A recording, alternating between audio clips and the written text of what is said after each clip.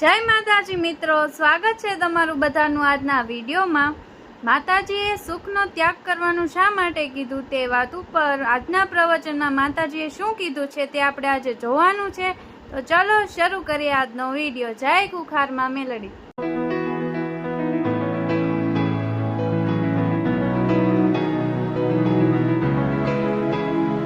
માતાજી અને જેની જોડે તમે માગવા જાઓ છો એની જોડે સુખ સંપત્તિ વૈભવ આખા સંસારનું તમામ સુખ સંપત્તિ વૈભવ એના શરણોમ છે।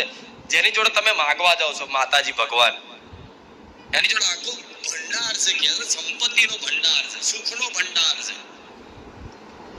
તો એવી માતાની આગળ તમે આટલું માગો, આટલું મતલબ આ નોકરી બની જાય, આ મળી જાય, માથું દુખસ મારી આ કામ સારું થઈ જાય, મારી આ થઈ જાય, મારી લોન થઈ જાય, મારી પેલો 5000 રૂપિયા હાલતો નહીં એ આવી જાય, એ તો થઈ જશે। તમે ઉપાસના કરી છે, તમે રવિવાર ભર્યા છે, તમે ભાવ ભક્તિથી કંઈક બી શ્રીફળ ચુંદડી અગરબત્તી અર્પણ કરી છે, 2 અગરબત્તી માતાજી નામથી ફેરવી છે, 5 કિલો ચકલાન ચણે તમે માતાજી નામથી ક્યાંક નાખ્યા છે, તો એના બદલામાં તમારું કામ તો થઈ જશે। પણ શું કાયમ માટે આ જ માંગ કરશો? મારે શું આપવું છે તમને હજુ એની કલ્પના નહીં, હું એ કહું છું। મારે શું આપવું છે એની હજુ વિચાર એ નહીં કર્યો જીવન। એટલું બધું આપી દેવું, એટલું બધું આપી દેવું છે કે જીવનમાં કોઈ માંગ જ ના રહે। માતાજી સામેથી પ્રસન્ન થઈને એમ કે બોલ દીકરા, આજુ રોમબારી કુખાર મેલડી તારી ભક્તિથી પ્રસન્ન થઈને આવીશ, બોલા તું માગે આલું, આ તું માગે આપું। તો એ મારા ભક્તના મુખેથી એમ નીકળે કે માં મારા કશું જોતું નહીં, મને તો તારી ભક્તિ તારા શરણ જોઈએ છે। એનું નામ અસલી સુખ, એનું નામ અસલ સુખ। પણ અત્યારે તો ખાલી ખાલી તો એવું કહી દે માણસ મારી મારે કશું જોતું નથી અને ઘેર જાય એટલે તરત પાછું ચાલુ ને ચાલુ। છતાંય મને ખબર છે કે મનુષ્યને એકદમ બદલાવ નહીં થાય। પણ ક્યાં સુધી માગ કરશો? માગશો ને તો આટલું મળશે, જેટલું માગ્યું છે એટલું જ મળશે, જેટલું માગ્યું છે એટલું જ મળશે। અને નહીં માગો ને અને મારી પર છોડશો ને કે માં તારે જે આપવું હોય આપ, તો મારે શું આપવાનું હોય હજુ એની કલ્પના નહીં। જેમ કે હું માં છું, હું આવી ગાડી બંગલા આલી તમને રાજી ના રાખું। ગાડી બંગલા તો અમથો તે મહેનત મજૂરી કરો ને તોય ઘેર આવી જાય, પણ હું જે આલવા માંગુ છું ને આ સંસારમાં કોઈ ના આપી શકે, એનું નામ માતા કહેવાય। રામ રામ માડી રામ જોઈએ છે ને એવી વસ્તુ। એક દિવસ એક રાજા હતા અને મતલબ એક વ્યક્તિના એક ગરીબ વ્યક્તિ હતો, એને કોઈને મતલબ જાન બચાવી।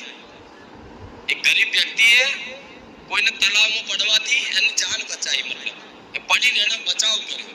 તે વાત રાજાને ખબર પડી, તો કે આપણા વિસ્તારમાં એક વ્યક્તિએ તળાવમાં પડેલા વ્યક્તિ માટે એનો જીવ જોખમમાં મૂકીને એનો બચાવવાનો પ્રયાસ કર્યો। તળાવમાં પડશે સેવાભાવી સજ્જન વ્યક્તિ કે જેણે પોતાનું જીવન મતલબ દાવ ઉપર મૂકી અને બીજાની રક્ષા કરી। તો બોલાવો આપણે એમના આપણા મહેલમાં, શું બોલાવો? મતલબ એ રાજા એ વ્યક્તિને બોલાવવા મોકલ્યા સિપાહીઓ, અને રાજા જોડે એ વ્યક્તિ ગયો અને કીધું કે બોલો, તો કે તમે આટલી પોતાનો જીવ જોખમમાં મૂકીને તમે આ બચાવ કર્યો? તો કે હા મહારાજ બચાવ કર્યો। તો કે બોલો કોઈ વાંધો નહીં, તમારા બદલામાં હું તમને કંઈક ઇનામ આપવા માંગુ છું, કંઈક આપવા માંગુ છું, બોલો તમારે શું જોઈએ છે? તે ગરીબ વ્યક્તિ હતો ને ખાવાના મતલબ હરકું 2 ટાઈમનું મળતું નહોતું, તો ગરીબ વ્યક્તિ હતો તો એને શું માગ્યું કે 1 વર્ષ માટે મારે ભર્યા ભંડાર ભરે દો, બરોબર, અને 1 વીઘામાં જગ્યા કરી આલો અને મારે એક નાનું એવું ઘર બની આલો। શું મતલબ 1 વર્ષનું અનાજ મને ભરી આપો, 1 વીઘો જગ્યા કરી આલો અને એક નાનું એવું મને ઘર બની આપો। કેમ કે ગરીબ વ્યક્તિ હતો, એની જોડે મતલબ ખાવાના હરખા નતા, રહેવા માટે ઘરે નતું। રાજાએ કીધું, એને માગી લીધું, તો એને માગી તો લીધું, પણ જો અગર એ જ ગરીબ વ્યક્તિએ એવું કીધું હોત કે કે રાજા મારે મતલબ શું જોઈએ છે એ તો ખબર નહીં, પણ તમને જે ઠીક લાગે ને એ આપો. તો એ રાજાની ઈચ્છા શું હતી ખબર છે? આખો વિસ્તાર એને આપવો અને આખા વિસ્તારનો એ રાજા બનાવવો હતો. અને એને માગી શું લીધું? એક ઘર, 1 વર્ષનો અનાજ ભરી આલો, બસ આટલું પર્યાપ્ત છે. કેમ કે એની માંગ આટલી જ હતી.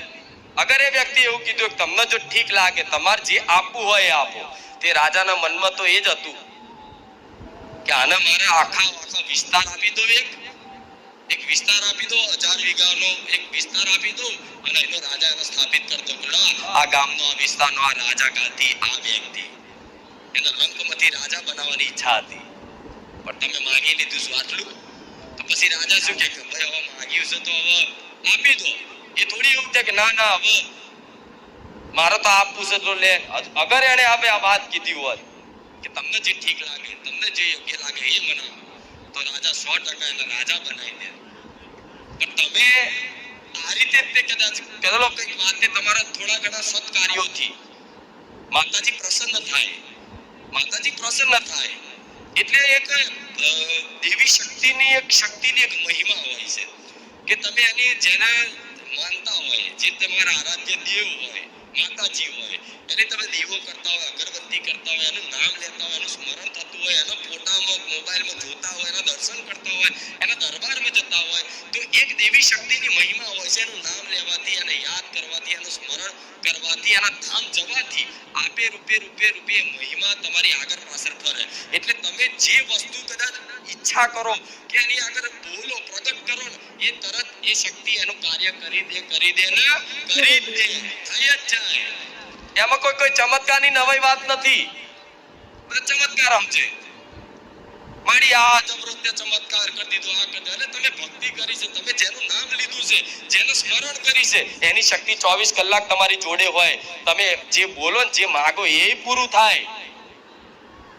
થોડી શક્તિ થોડી ભેગી થઈને માગી લીધું.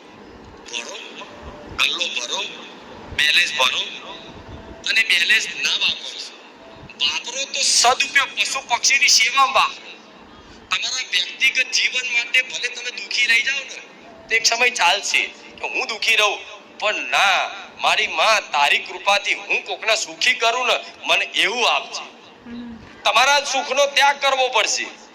જો ખરેખરમાં દેવી શક્તિની અપાર મહિમા જોવી હોય જીવનમાં, અપાર સુખ અનુભવ કરવો હોય, અપાર કૃપા જોવી હોય, તો માતા એવું કહે છે સાચા ભક્તો ના લાગુ પડે. આ સાચા ભક્તો ના લાગુ પડે કે જેને માં જોઈએ છે ને માની ભક્તિ જોઈએ. બીજા સાંસારિક કાર્યોની પૂર્તિ કરવા માટે ના બધું લાગુ પડતું જો તમને ખરેખરમાં માના થવું છે ને, મારા બનવું છે ને પૂરેપૂરા, જેમ હું મારા દીકરાના લાડ કરું છું, પ્રેમ કરું છું, એવો પ્રેમ જોઈએ છે ને, તો હું માતા એવું કહીશ તમારા સુખનો ત્યાગ કરી દો અને બીજાના સુખ માટે માતાજી પ્રાર્થના કરો. અને જે બી માતાજી ભગવાન કૃપાથી તમને કંઈક આપે ને, તો તમારા માટે ના રહે તો કઈ નહીં, પણ બીજાના માટે વાપરી નાખો. તમારા માટે હું પૂરું કરી આલીશ. પણ ના, મનુષ્યની બુદ્ધિ ના, હું આમ વાપરી નાખીશ, કાંજો માજો વધશે શું? આજ નડે છે. આ યોજના, બુદ્ધિની યોજના, કલ્પનાઓ આજ નડે છે. અત્યારે હું કદાચ મારી જોડે 500 રૂપિયા છે, હું 500 રૂપિયાનો હારું પશુ પક્ષીની સેવા કરી દઈશ, તો કાલે હું ખાઈશ શું? કાલે હું ભાડું ચૂકવું કરીશ. હું આ કેમ હું કરીશ?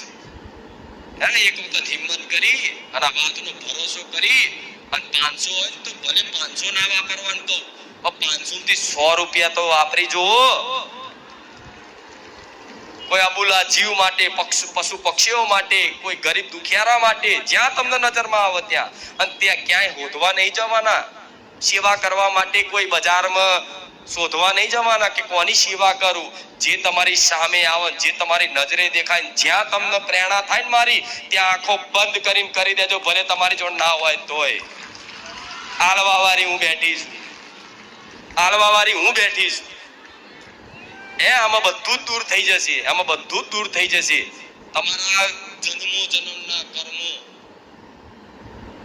જેની પીડા તમે ભોગવતા હોય એ બધું જ ધીરે ધીરે ધીરે પશુ પક્ષીની સેવા કરશો તો ભગવાન પ્રસન્ન થશે, રામ પ્રસન્ન થશે, મહાદેવ પ્રસન્ન થશે. અને મહાદેવને રામ પ્રસન્ન થાય તો હનુમાનજી પ્રસન્ન થાય, હનુમાનજી થાય તો તમામ દેવી દેવતા બધા પ્રસન્ન. જે પશુ પક્ષીઓની સેવા કરતું હશે. કરો છો ને? ચાલુ કરીએ છે હજુ તો. હા, તો તમારે જો સેવા માટે કઈ ના હોય તો છે ને 100 રૂપિયા હોય, 100 રૂપિયા તો 100 રૂપિયાથી 10 રૂપિયા કાઢો. 10 રૂપિયા કહું છું. જેવું 10 રૂપિયા હું નહીં કહેતી 100 રૂપિયા. અને 100 રૂપિયા ભાગ્ય કોઈક વિરલો જ હોય 100 રૂપિયા વાપરી શકે. અને જેના આમાં છૂટતા થઈ ગયા અને એ તે ધન પાછું કહું, એ ધન સેવાનું ધન જે પશુ પક્ષીઓને ખવડાવો છો. આ સત્ય કહીશ.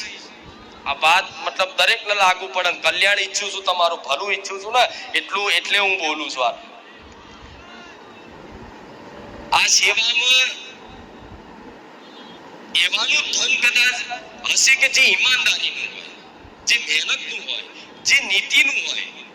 એ નીતિના પૈસાનું તમે 100 રૂપિયા રોજ કમાતા હોય કે 500 રૂપિયા રોજ કમાતા હોય, એમાંથી દરરોજ 20 રૂપિયા કે 50 રૂપિયા તમને જે અનુકૂળતા લાગે એ 50 રૂપિયાની સેવા, મહેનતના પૈસાની, નીતિના ઈમાનદારીની પૈસાની તમે 50 રૂપિયાની સેવા કરો ને તો ભગવાનના દરબારમાં જે કરોડપતિ લોકો 50 કરોડનું જે કદાચ સેવાનો કરતા હોય ને જગતમાં, એ 50 કરોડનું યોગદાન તમારા એ 50 રૂપિયામાં થઈ જાય. હા માં.